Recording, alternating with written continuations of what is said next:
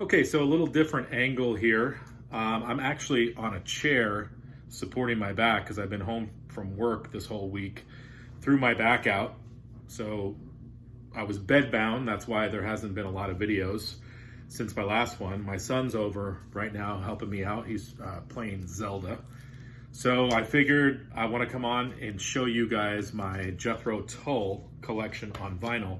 And when I was thinking about Jethro Tull, I can't think of another band that was so diverse with the types of music that they played. I mean, if you think about Jethro Tull, they did the blues, they did jazz fusion, they did classical music, English folk, prog rock, hard rock, and even hints of maybe like proto metal type stuff, but more hard rock, but very diverse. And then you've got Ian Anderson playing the flute on top of all that. So just a very unique band. I think it's one of those bands that you either like or you don't like, because pretty much all their albums, except for a few, follow that same sort of path of music. So I wanted to show you what I got here, starting with the first album. This was a blues sounding record. And, the first few albums, they were bluesy, and then they would kind of morph into the hard rock and then get proggy after that. But I know a lot of people like early Jethro Tull, and I can see why. It's kind of blues for people who are into like hard rock type stuff. It's not straight blues. Really good stuff though. Benefit. This is the reissue, the new stereo mix by Steven Wilson. Another strong record by them. Every song on here is great. And again, early Jethro Tull, cannot go wrong. They would experiment later on, especially into the 80s, but this early sound was just so unique and heavy in its own right. Stand Up. This is a reissue as well, and I think that the original issue of this album was a gatefold as well with the pop-up, but I always thought that was pretty cool. It's like a little party trick that you can play for your guests the next time they're over. And then the album that most people know Jethro Tull for, Aqualung. And this is, more of the hard rock side of Jethro Tull, as I use the term too, proto metal type stuff. You've got Aqualung on here, Cross-Eyed Mary, which are great tunes. I love Hymn 43, and of course Locomotive Breath is on here. Just a really, really great album. And then we have some proggy type stuff. Thick as a Brick. This is the reissue of this album. I actually like this better than Passion Play. And I don't know why yet. When I have the answer, maybe I'll make another video.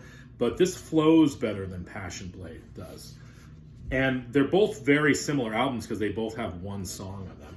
But this is the newspaper edition that opens up like a real newspaper. And it sounds great. I used to have Passion Play. It was kind of a beat up copy, and then I got rid of it. And I haven't bought it back yet. I have it on CD. But like I said, there's something about it. I think it's that mid section between the songs. There's that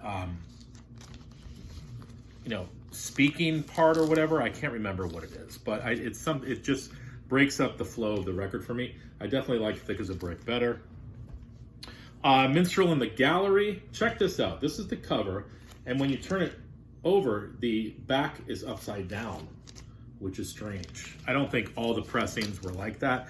This is just a great record. Minstrel in the Gallery, Cold Wind to Valhalla, Black Satin Dancer. Just a great album. Talk about Ian Anderson. I just looked here, produced by Ian Anderson. I think he produced a lot of their stuff. Plays flute, sings, writes the music, produces the record. He was like the Prince of prog rock. Next, these next two records are probably two of my favorites. Because Jethro Tull is tapping into that English folk. I love Songs from the Wood. This is such a great record. Jack and the Green, Songs from the Wood, Ring Out Solstice Bells, sort of like a Christmassy type song. And there's Ian just hanging out in the woods, cooking up some quail for the eats for dinner. This has got to be one of my favorites though. Heavy Horses. Love, love, love this record. Such an English record. And I have English heritage, so maybe that's why I connect to this record so much. And The Mouse Please Never Sleeps, No Lullaby, Moths is great, Rover, One Brown Mouse. The title track ends with Weathercock, just a great, great album. You know, so this is sort of like the English folky sort of time of Jethro Tull. And then, it's another one of my favorites. I should have looked up the year. Oh, actually, I wrote it down. Stormwatch came out in 1979. Another great sort of concept record. North Sea Oil, Orion, Dark Ages, Flying Dutchman, all great songs. And any album that has a polar bear on the back, you know it's going to be good. And then my last album, you know, when they kind of got into the 80s, they did the album Under Wraps, which was more of like an electronic sort of album. And I believe that this was the album that followed Under Wraps, Crest of a Knave, 1987. Now, funny story about this won the Grammy in 1989 over Metallica. So the people who were voting for the Grammys had no idea what the hard rock and heavy metal thing was. They were putting Jethro Tull in that category. Now, did Jethro Tull do hard rocky type stuff? Yeah, they did. As I said, even some proto metal type stuff. But, you know, this is definitely not a, I wouldn't even, well, I mean, there's parts of it that are hard rock, but, you know, that was such a mistake on the part of the Grammys. That should have gone to Metallica. Regardless, this is still a really good record. I love Steel Monkey on here, Farm on the Freeway, Budapest, Raising Steam. Really good album. So there you go, 10 records by Jethro Tull. There's a few other ones that I want to get as well. So when I come across them, I'll definitely pick those up. Let me know what you guys think of Jethro Tull. And what album should I get that I'm missing? Let me know.